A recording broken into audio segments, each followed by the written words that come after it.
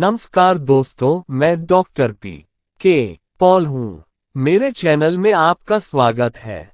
आइए हम अलग ढंग से सोचें और अपना जीवन बदलें।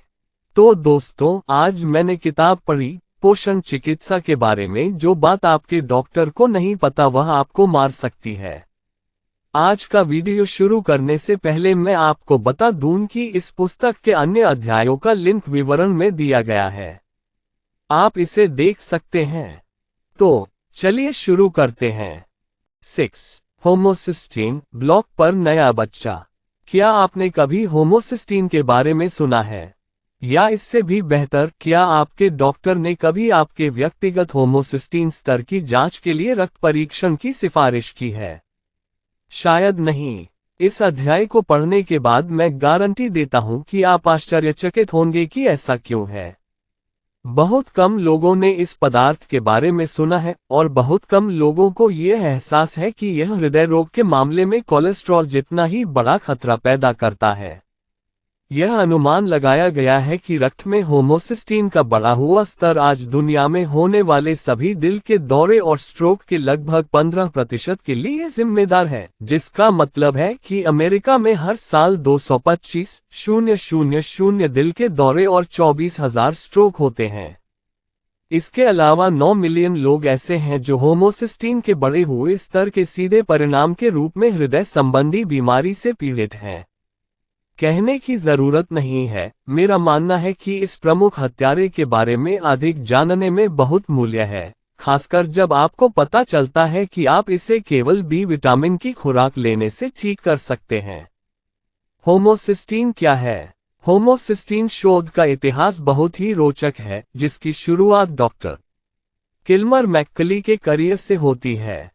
1960 के दशक के मध्य में हार्वर्ड मेडिकल स्कूल से स्नातक करने वाले एक होनहार पैथोलॉजिस्ट और शोधकर्ता डॉक्टर मैककली को ऐसे अध्ययन पसंद थे जिनमें बीमारी के साथ बायोकेमिस्ट्री का संबंध शामिल था। उनकी प्रतिष्ठा बहुत अच्छी थी और जल्द ही उन्हें मैसाचुसेट्स जनरल हॉस्पिटल में एसोसिएट पैथोलॉजिस्ट और हार्वर्ड मेडिकल स्कूल में पैथोलॉजी के सहायक प्रोफेसर के रूप में प्रतिष्ठित पद मिल गए। डॉक्टर मैककली के करियर के आरंभ में उनकी विशेष रुचि एक बीमारी में थी।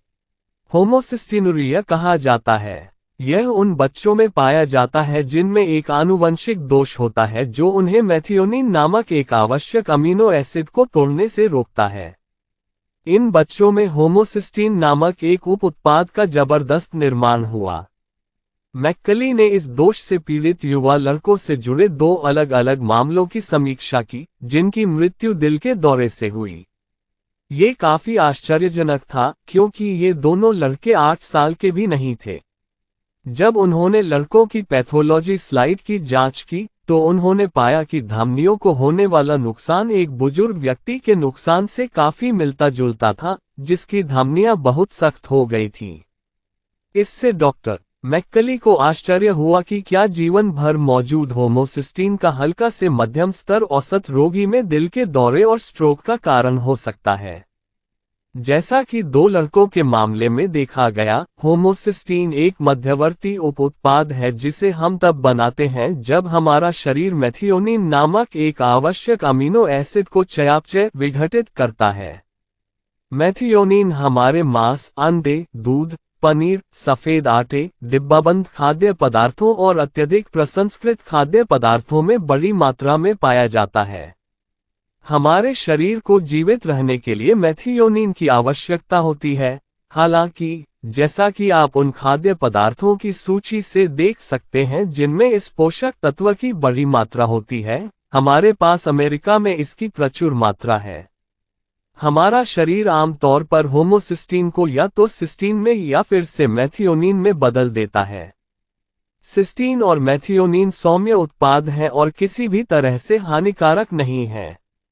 लेकिन यहाँ एक समस्या है, होमोसिस्टीन को सिस्टीन में या फिर मेथियोनिन में तोड़ने के लिए आवश्यक एंजाइमों को अपना काम करने के लिए फोलिक एसिड, विटामिन B12 और विटामिन B6 की आवश्यकता होती है।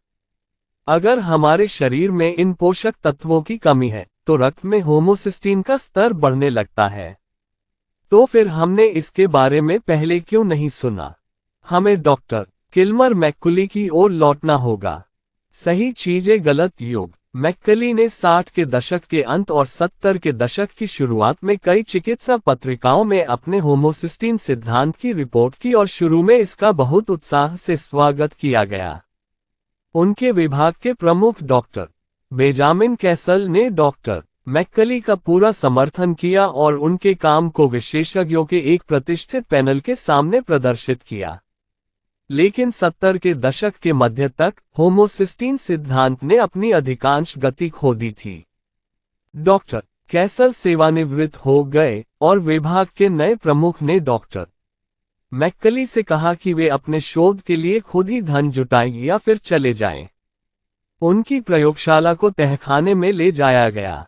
मैक्कली ने लंबे समय तक और कड़ी लड़ाई लड़ी, लेकिन अंततः समय और पैसा खत्म हो गया।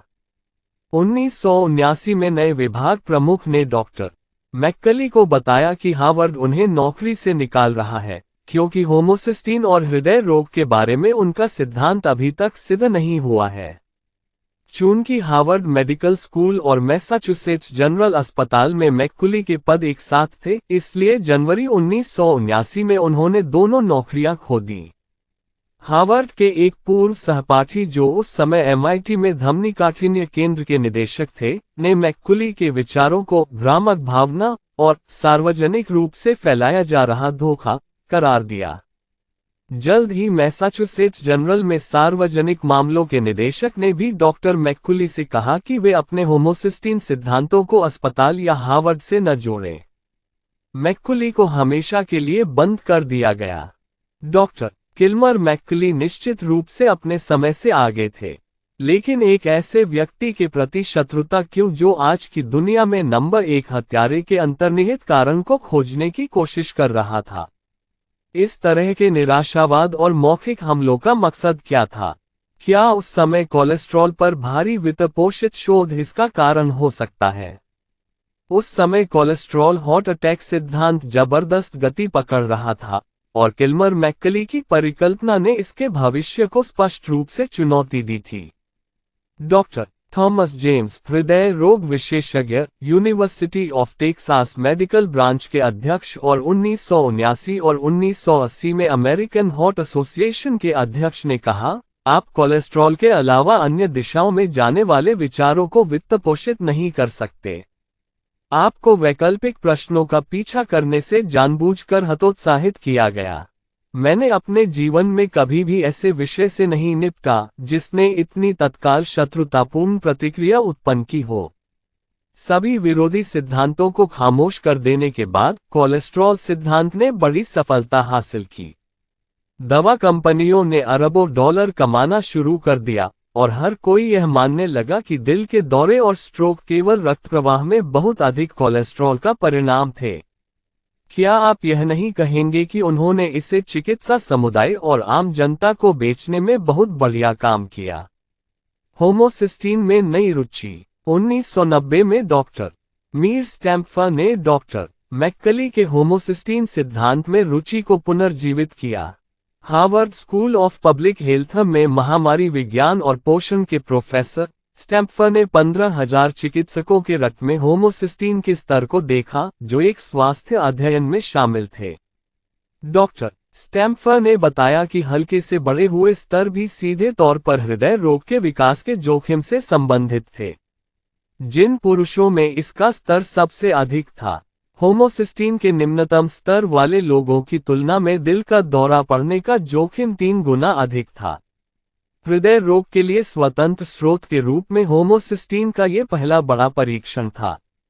फरवरी 1995 में डॉक्टर जेकब सेलहब ने new England journal of medicine में यह भी बताया कि होमोसिस्टीन के उच्च प्लाज्मा स्तर सीधे तौर पर कैरोटिड धमनी स्टेनोसिस, मस्तिष्क को रक्त की आपूर्ति करने वाली 2 मुख्य धमनियों का संकुचित होना के बढ़ते जोखिम से संबंधित थे।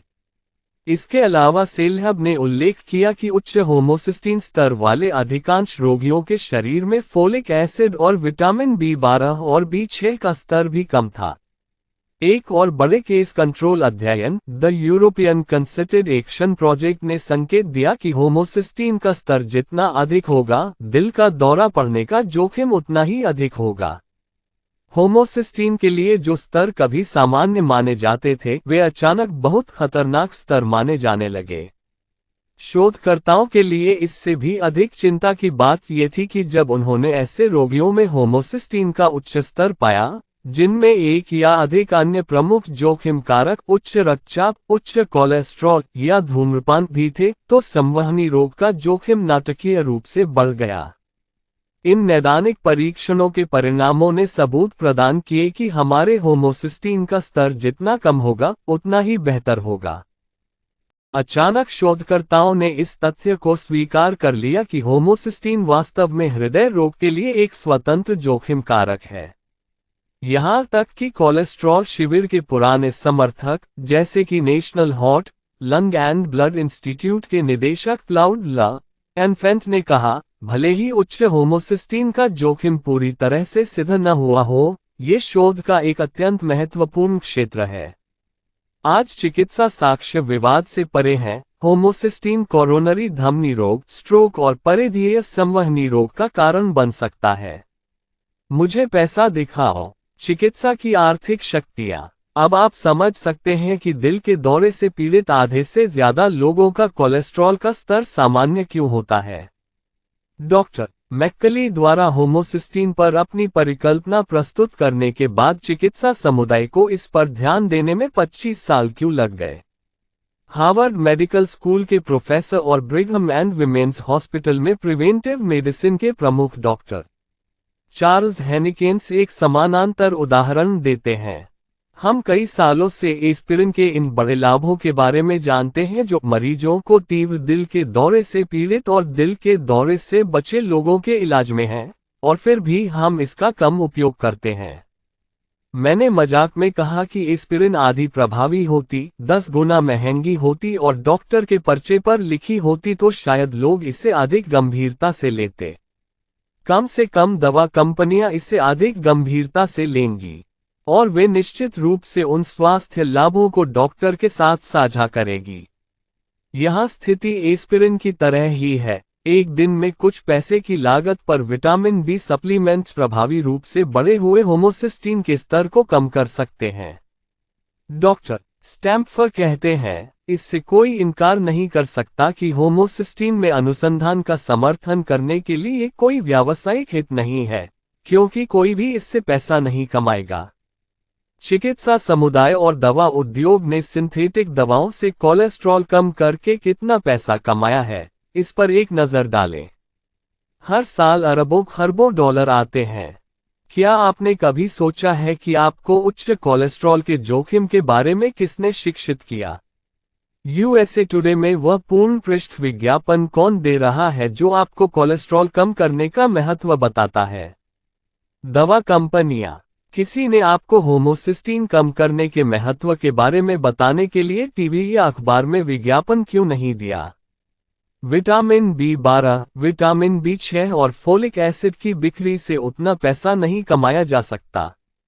दुख की बात है कि हम चिकित्सा के अर्थशास्त्र के लहरदार प्रभावों में फंस गए हैं। क्या ये संभवतः वह अंतर्निहित कारण हो सकता है जिसके कारण डॉक्टर किल्मर मैक्कली ने अपने शोध कोष और हार्वर्ड में अपनी नौकरी खो दी? डॉक्टर मैक्कली अपने पैसे के पीछे भागने के तरीके को अपनाते हैं और पूछते हैं कि होमोसिस्टीन के खतरों के बारे में लोगों को शिक्षित न करने से सबसे ज्यादा फायदा किसको होगा। वे कहते हैं, पिछले कुछ 100 सालों में दीर्घायु में सबसे ज्यादा नाटकीय सुधार सार्वजनिक स्वास्थ्य के जरिए हुआ है, न कि दवा के जरिए। लेकिन सार्वजनिक स्वास्थ्य बेहद घाटे का सौदा है। लोग बीमारी की रोकथाम करके मुनाफा नहीं कमाते, वे दवा के जरिए मुनाफा कमाते हैं, बीमारी के गंभीर उन्नत चरणों का इलाज करके। 12. क्या होमोसिस्टीन का कोई स्वस्थ स्तर होता है? कोलेस्ट्रॉल के विपरीत, जिसकी शरीर को कुछ कोशिका भागों और हार्मोन के उत्पादन के लिए आवश्यकता होती है, होमोसिस्टीन कोई स्वास्थ्य लाभ प्रदान नहीं करता है। होमोसिस्टीन का स्तर जितना अधिक होगा, हृदय रोग का जोखिम उतना ही अधिक होगा। इसके विपरीत, होमोसिस्टीन का स्तर जितना कम होगा, उतना ही बेहतर होगा। ऐसी कोई सीमा नहीं है जिसके नीचे होमोसिस्टीन ठीक हो। आप चाहते हैं कि आपका होमोसिस्टीन स्तर जितना संभव हो उतना कम हो। अधिकांश प्रयोगशालाएं होमोसिस्टीन के स्तर की सामान्य सीमा 5 से 15 माइक्रोमोल एल रक्त के प्रति लीटर माइक्रोमोल के बीच बताती हैं। चिकित्सा साहित्य में पाया गया है कि जब ये स्तर 7 माइक्रोमोल एल से बहुत अधिक बढ़ जाता है, तो हृदय रोग विकसित होने का जोखिम बढ़ जाता है। अधिकांश रोगी होमोसिस्टीन के स्तर को 7 से कम रखना चाहेंगे। यदि आपका स्तर 12 से ऊपर बढ़ जाता है, तो आप गंभीर संकट में हैं। जब भी चिकित्सा समुदाय किसी नई इकाई की खोज करता है या परीक्षण मानक बहुत पीछे रह जाते हैं। कोलेस्ट्रॉल के साथ ऐसा हुआ और होमोसिस्टीन के साथ भी ऐसा ही होगा। इसलिए अपने चिकित्सक की बातों में ना आए, जो आपको बता सकता है कि होमोसिस्टीन का स्तर 10 या 11 होना सामान्य सीमा के भीतर है, और चिंता न करें। यदि आपको हृदय रोग का कोई लक्षण नहीं है तो आपको अपने होमोसिस्टीन स्तर को कम से कम 9 तक लाना चाहिए, और यदि आपको पहले से ही हृदय रोग के लक्षण हैं या हृदय रोग के अन्य जोखिम कारक हैं तो इसे 7 से नीचे लाना चाहिए। जोखिम कारक। मैं अपना होमोसिस्टीन स्तर कैसे कम करूं? होमोसिस्टीन के उच्च स्तर की इस समस्या के वास्तव में 2 पहलू हैं। एक है आपके आहार में मेथियोनिन की मात्रा, जिसे शरीर को चयापचय करना और तोड़ना होता है। इसके लिए आपको मांस और डेयरी उत्पादों की मात्रा के बारे में सावधान रहना होगा। क्या ये दिलचस्प नहीं है कि ये वही खाद्य पदार्थ हैं जिनमें संतृप्त वसा और कोलेस्ट्रॉल अधिक होता है? जाहिर है, हमें इन खाद्य पदार्थों को अधिक फलों और सब्जियों के साथ साथ वनस्पति प्रोटीन से बदलने की जरूरत है। मुझे एहसास है कि मेथियोनिन एक आवश्यक अमीनो एसिड है, हालांकि अमेरिकी आहार में हमें हमेशा पर्याप्त से अधिक मिलेगा। सिक्के का दूसरा पहलू पर्याप्त मात्रा में फोलिक एसिड, विटामिन B6 और विटामिन B12 प्रदान करना है, ताकि होमोसिस्टीन को तोड़ने के लिए आवश्यक एंजाइम सिस्टम प्रभावी रूप से काम कर सकें। ये ध्यान रखना दिलचस्प है कि सभी अध्ययनों ने उच्च होमोसिस्टीन के हानिकारक पहलुओं को दिखाया है, साथ ही बी विटामिन के कम स्तर को भी दिखाया है। मैं अपने सभी रोगियों को 1000 मिलीसेंटीग्राम माइक्रोग्राम फोलिक एसिड, 50 से 150 मिलीसेंटीग्राम विटामिन और 25 से 50 मिलीग्राम लेने की सलाह देता हूँ। Vitamin B6। याद रखें, होमोसिस्टीन का स्तर जितना कम होगा उतना ही बेहतर होगा। मैं चाहता हूं कि हर किसी का स्तर 7 से कम हो, अगर संभव हो। जब मेरे रोगियों में होमोसिस्टीन का आरंभिक स्तर 9 से ऊपर होता है, तो मैं उन्हें पूरक बी विटामिन देना शुरू कर देता हूं और 6 से 8 सप्ताह के भीतर उनके रक्त स्तर की फिर से जांच करता हूं। इस बी विटामिन व्यवस्था के साथ होमोसिस्टीन का स्तर 15 से 75% के बीच कहीं गिर जाता है। लेकिन सभी रोगी सिर्फ बी विटामिन के प्रति पर्याप्त रूप से प्रतिक्रिया नहीं करेंगे। यह मेरे लिए एक संकेत है, तो रोगियों को बस एक समग्र समस्या है। शरीर द्वारा होमोसिस्टीन को सौम्य या गैर हानिकारक उत्पादों में कम करने के लिए उपयोग की जाने वाली जैव रासायनिक प्रक्रिया।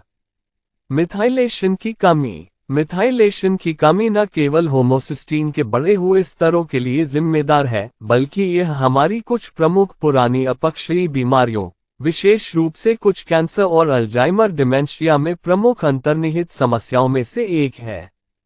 वास्तव में जब मैं यह अध्याय लिख रहा हूं, तो एक अध्ययन ने अभी रिपोर्ट की है कि अल्जाइमर डिमेंशिया विकसित होने के उच्च जोखिम वाले लोगों का निर्धारण करने के लिए एक नया परीक्षण खोजा गया है। मैंने इस अध्ययन के परिणामों को बड़ी प्रत्याशा के साथ पढ़ा। क्या आप अनुमान लगा सकते हैं कि नया परीक्षण क्या जांचता है?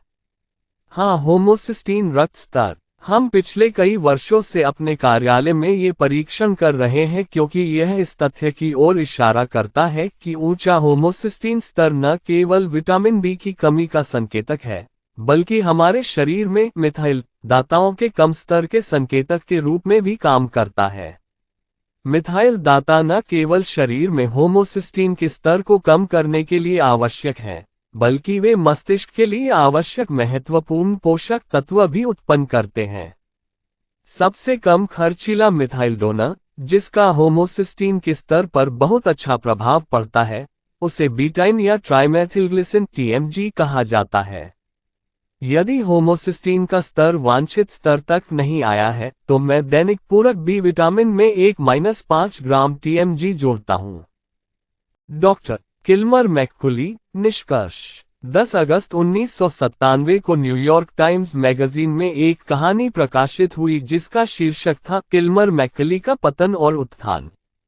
इसमें उनकी कहानी के अंत का विस्तृत विवरण दिया गया था और हमारी चिंताओं के लिए एक दिलचस्प परिप्रेक्ष्य प्रस्तुत किया गया था। मैककुली ने संक्षेप में निराशा की उस छाया का खुलासा किया जो 2 दशक पहले और भी बड़ी हो गई होगी।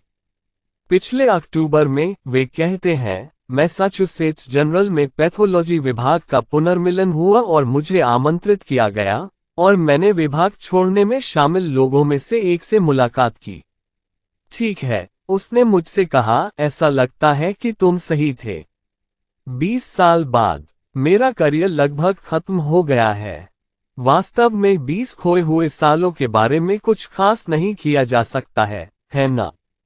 इससे भी बदतर, राजनीतिक और आर्थिक ताकतों ने मैककुली को तब खत्म कर दिया था। मेडिसिन ने the messenger under attack special interest groups शीर्षक से एक लेख प्रकाशित किया जिसमें वकालत समूहों, चिकित्सक संघों या अकादमिक सलाहकारों द्वारा रीसेट को डराने धमकाने का विस्तृत विवरण दिया गया था, जो अक्सर दवा कंपनियों के साथ अपने करीबी संबंधों का खुलासा करने में विफल रहे थे।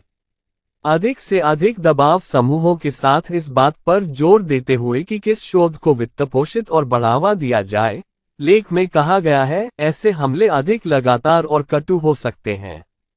मैककुली होमोसिस्टीन के खतरों को जानते थे। मुझे यकीन है कि उन्हें ये भी पता था कि पूरक के रूप में बी विटामिन लेना न केवल इन खतरों के खिलाफ सस्ता बीमा है बल्कि सुरक्षित भी है। उनका मुकाबला एक राजनीतिक दिग्गज से था, लेकिन अब सच्चाई स्पष्ट हो गई है। हमें आश्चर्य होता है कि डॉक्टर अभी भी अपने मरीजों के होमोसिस्टीन के स्तर की जांच करने में इतने अनिच्छुक क्यों हैं और वे अपने सभी मरीजों को बी विटामिन की सलाह क्यों नहीं दे रहे हैं। आपके डॉक्टर को जो नहीं पता है वह आपको मार सकता है, खासकर जब आप इस तथ्य पर विचार करते हैं कि होमोसिस्टीन कोलेस्ट्रॉल की तुलना में हृदय रोग के लिए एक महत्वपूर्ण, यदि अधिक नहीं, जोखिम कारक है। हृदय रोग के लिए नए परीक्षण। अतिसंवेदनशील CRP।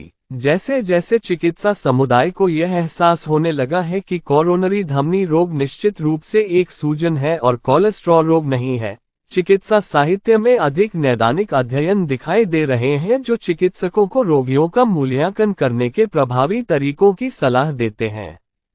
कई अध्ययनों ने शरीर में विभिन्न उत्पादों को देखा है जो हमें धमनियों में मौजूद सूजन की मात्रा का सबूत देते हैं। ऐसा ही एक अत्यधिक पसंदीदा रक्त परीक्षण है अत्यधिक संवेदनशील C रिएक्टिव प्रोटीन HSCRP। ये परीक्षण वर्तमान में मौजूद धमनी सूजन को मापता है। ये परीक्षण वास्तव में कोलेस्ट्रॉल के स्तर की तुलना में हृदय रोग विकसित करने वाले व्यक्ति का बेहतर पूर्वानुमान है। ऐसा क्यों नहीं होना चाहिए? वास्तव में अत्यधिक संवेदनशील CRP करने से चिकित्सक को उन रोगियों की पहचान करने की अनुमति मिलती है जिनका कोलेस्ट्रॉल स्तर सामान्य है और फिर भी उन्हें हृदय रोग विकसित होने का जोखिम हो सकता है। होमोसिस्टीन रक्त स्तर। मरीजों के उपवास होमोसिस्टीन रक्त स्तर की जांच करना न केवल आसान है, बल्कि यह निर्धारित करने में भी महत्वपूर्ण है कि वे समस्याग्रस्त हैं या नहीं।